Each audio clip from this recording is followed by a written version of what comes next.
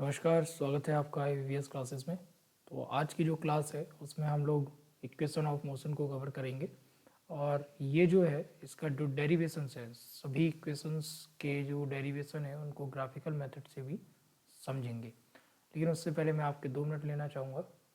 अगर आप अनअकैडमी पर आईआईटी जेईई की तैयारी कर रहे हैं तो बीएससी का जो सिलेबस है उसको कवर करना बहुत ज़्यादा ज़रूरी है। तो अनअकैडमी पर 1 वीक 1 यूनिट, 1 वीक 1 यूनिट 11 नवंबर से स्टार्ट हो रही है।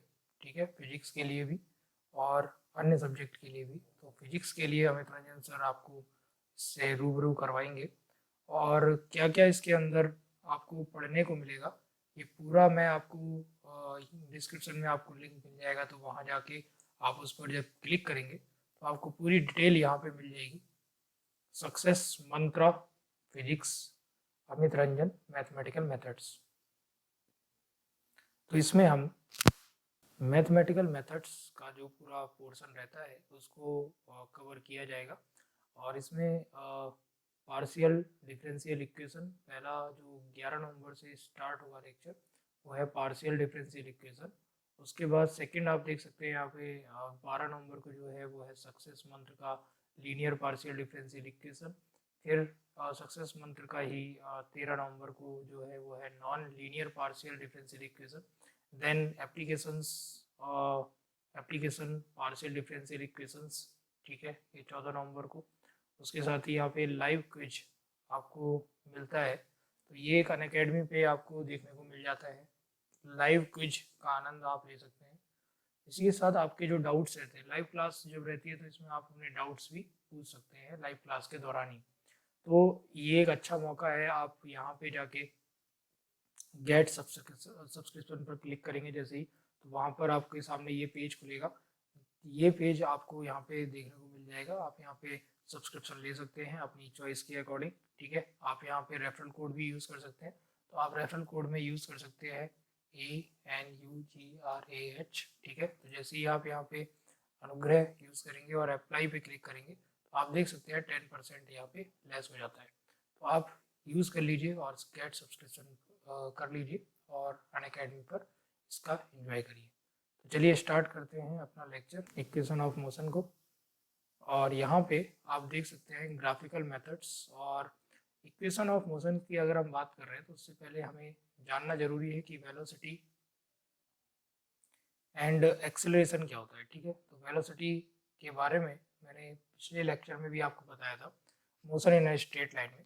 तो वेलोसिटी की अगर हम बात करें तो वेलोसिटी जो होती है वो डिस्प्लेसमेंट पर यूनिट टाइम होती है, यानी कि 1 सेकंड में कितना डिस्प्लेसमेंट किया गया है उसको हम क्या कहते हैं, वेलोसिटी बोलते हैं। तो मान लीजिए कि एक कार है जो कि यहाँ से चलना प्रारंभ कर रही है। ठीक है, और यहाँ से चलकर वो सपोज यहाँ तक पहुँच जाती है। ठीक है, यहाँ तक पहुँच जाती है और ये जो डिस्टेंस है यहाँ से यहाँ तक की, वो अगर हम देखें 10 किलोमीटर अगर हम मान लें तो यहाँ से यहाँ तक की डिस्टेंस कितनी है, 10 किलोमीटर है। ठीक, उसके बाद ये कौन सी डायरेक्शन है, ये ईस्ट में जाती है। उसके बाद यहाँ से एक मोड़ लेते हुए ये नॉर्थ की ओर मूव करती है। ठीक है, और यहाँ पे ये पहुँच जाती है। ठीक है, तो यहाँ पे ये रुकती है जाके। तो अब अगर यहाँ से उसने स्टार्ट किया और 5 किलोमीटर की डिस्टेंस ये ट्रेवल की है तो इसकी वेलोसिटी क्या होगी। तो वेलोसिटी निकालने के लिए हमें क्या करना पड़ेगा, इसका डिस्प्लेसमेंट फाइंड करना पड़ेगा। तो यहाँ से यहाँ तक का इसका डिस्प्लेसमेंट होगा जो कि कितना होगा, स्क्वायर रूट ऑफ कितना 125। ओके, अब इसका जो डिस्प्लेसमेंट है वो स्क्वायर रूट ऑफ 125 निकल के आया। तो ये डिस्प्लेसमेंट जो है इसने ट्रेवल किया, और अगर इसको ट्रेवल करने में जितना भी समय लगा, मान लीजिए कि 5 घंटे का समय अगर इसको लगा है या 2-3 घंटे का समय इसको लगा है, ठीक है, इतनी डिस्टेंस ट्रेवल करने में, तो आप यहाँ पे इसकी वेलोसिटी जो है वो लिख सकते हैं कि डिस्प्लेसमेंट कितना था, स्क्वायर रूट ऑफ 125, और टाइम कितना लगा 3 आवर्स का। तो यहाँ पे आपको इतनी वेलोसिटी मिल जाएगी। तो इस तरीके से हम क्या निकालते हैं, वेलोसिटी निकालते हैं। ठीक है, उसके साथ ही बात करें अगर एक्सेलरेशन की, तो एक्सेलरेशन क्या होता है? एक्सेलरेशन का मतलब होता है चेंज इन वेलोसिटी पर सेकेंड, चेंज इन वेलोसिटी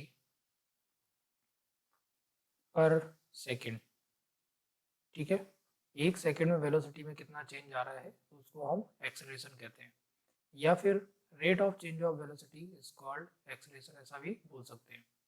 तो यहाँ पे हम कह सकते हैं कि acceleration a is equal to जो होता है वो होता है v minus u upon t, ये एक्सेलरेशन होता है। तो आप यहाँ से एक्सेलरेशन की वैल्यू इस तरीके से निकाल सकते हैं, ठीक है। उसी के साथ अगर आपको एक्सेलरेशन मिल जाता है तो इसमें बात आती है कि एक्सेलरेशन यूनिफॉर्म भी हो सकता है और नॉन यूनिफॉर्म भी हो सकता है। तो यूनिफॉर्म एक्सेलरेशन क्या होता है और नॉन यूनिफॉर्म एक्सेलरेशन क्या होता है, इस पर हम थोड़ा सा फोकस करेंगे, ठीक है। यूनिफॉर्म एक्सेलरेशन का मतलब ये होता है कि अगर टाइम के साथ में जो चेंज इन वेलोसिटी है वो कांस्टेंट है, ठीक है। तो if the change in velocity,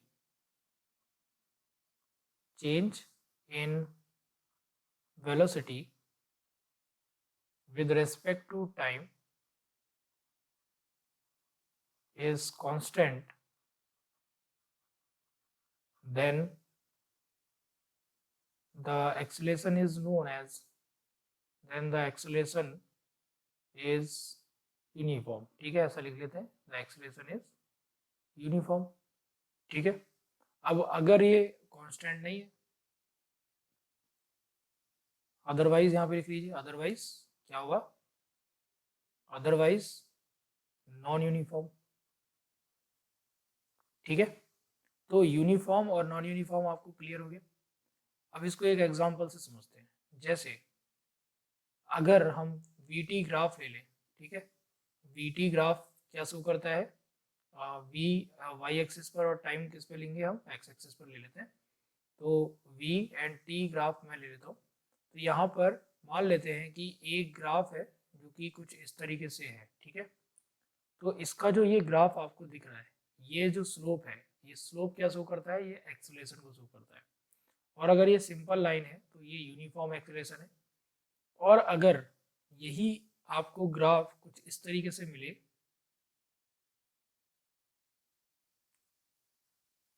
ठीक है, इस तरीके का ग्राफ कुछ मिले, तो ये क्या है, नॉन यूनिफॉर्म है। ये क्या है, नॉन यूनिफॉर्म एक्सेलरेशन है, ठीक है।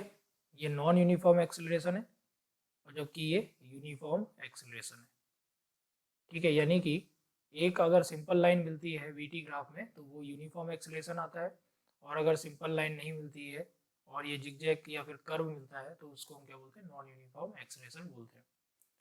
तो यूनिफॉर्म एक्सेलरेशन के लिए न्यूटन ने, यूनिफॉर्म एक्सेलरेशन से अगर कोई भी बॉडी मोशन कर रही है तो उसके लिए न्यूटन ने गति संबंधी, मोशन के से रिलेटेड 3 इक्वेशन दी, जिन्हें हम क्या कहते हैं, इक्वेशन ऑफ मोशन कहते हैं, अगर यूनिफॉर्म एक्सेलरेशन है तब, ठीक है। तो for uniform acceleration, for a uniform acceleration, for a uniform acceleration we have equation of motion, ठीक है। हमारे पास क्या है, इक्वेशन ऑफ मोशन है, केवल किसके लिए, यूनिफॉर्म एक्सेलरेशन के लिए। तो फर्स्ट इक्वेशन ऑफ मोशन क्या है, 3 इक्वेशन ऑफ मोशन होती है। फर्स्ट इक्वेशन ऑफ मोशन क्या है, v is equal to u plus a t. Second equation of motion क्या है, s is equal to u t plus half a t square. And third equation of motion क्या है, third equation of motion है v square is equal to u square plus 2as। ये 3 equation of motion है और इनको हम graphical method से derive भी कर सकते हैं। उससे पहले अगर हम देखें तो ये रिलेशन है, रिलेशन है, इक्वेशन ऑफ मोशन जो होती है वो रिलेशन होती है between u v a t and s के बीच में, ठीक है। ये 5 आपको फिजिकल क्वांटिटीज दिख रही होंगी, इनके बीच में ये रिलेशन होता है इक्वेशन ऑफ मोशन में, ठीक है। अब इस रिलेशन से ही हम किसी भी स्ट्रेट लाइन मोशन को डिफाइन कर सकते हैं, उसके बारे में हम पूरी जानकारी ले सकते हैं, ठीक है, इन्हीं इक्वेशन की सहायता से। अब देखते हैं कि इनको डेराइव कैसे किया जाता है। तो बात करते हैं इसके वीटी ग्राफ की, ठीक है। तो ग्राफिकल अगर हम मेथड देखें तो ग्राफिकल मेथड में आप यहाँ पे जान सकते हैं कि किस तरीके से हम इसको डेराइव करेंगे, ठीक है। तो यहाँ पे हमारे पास एक वीटी ग्राफ दे रखा है और इस ग्राफ में अगर हम देखें कि मान लेते हैं कि एक कोई भी बॉडी है जो कि u वेलोसिटी से मूव कर रही है, ओके, और ये इसका एक्सीलरेशन है और t टाइम बाद इसकी जो वेलोसिटी हो गई वो v हो गई, ठीक है। और u वेलोसिटी से इसने चलना प्रारंभ किया था। इसको v वेलोसिटी लेने में कितना टाइम लगा, t टाइम लगा। इतने टाइम में उसने कुछ डिस्टेंस ट्रेवल किए, तो वो डिस्टेंस जो है वो यहाँ से और इतनी ये जो डिस्टेंस है वो इसने ट्रेवल की है। अब इसमें अगर देखा जाए तो v की वैल्यू, a की वैल्यू और t की वैल्यू क्या होगी, s की वैल्यू क्या होगी देखेंगे। तो यहाँ से और यहाँ तक की डिस्टेंस अगर हमें फाइंड करनी है तो टोटल डिस्टेंस में से इतनी डिस्टेंस अगर मैं माइनस कर दूँ तो मुझे पता चल जाएगा कितना है। तो v में से u माइनस कर दिए तो ये डिस्टेंस कितनी है, v माइनस u। तो फर्स्ट इक्वेशन ऑफ मोशन अगर हम देखेंगे तो किस तरीके से निकाल सकते हैं, ये स्लोप।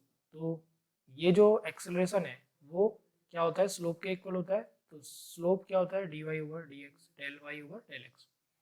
तो डेल वाई वाई एक्सिस पर जो इसमें अंतर है वो कितना मिल रहा है, v minus you, and x axis पे जो है वो है t माइनस जीरो, ठीक है। तो ये मिल गया v minus u upon t which is equal to a t is equal to कितना मिल गया, v माइनस यू, यानी कि v इज इक्वल टू कितना हो गया, u प्लस ए टी, ठीक है। तो ये फर्स्ट इक्वेशन ऑफ मोशन है।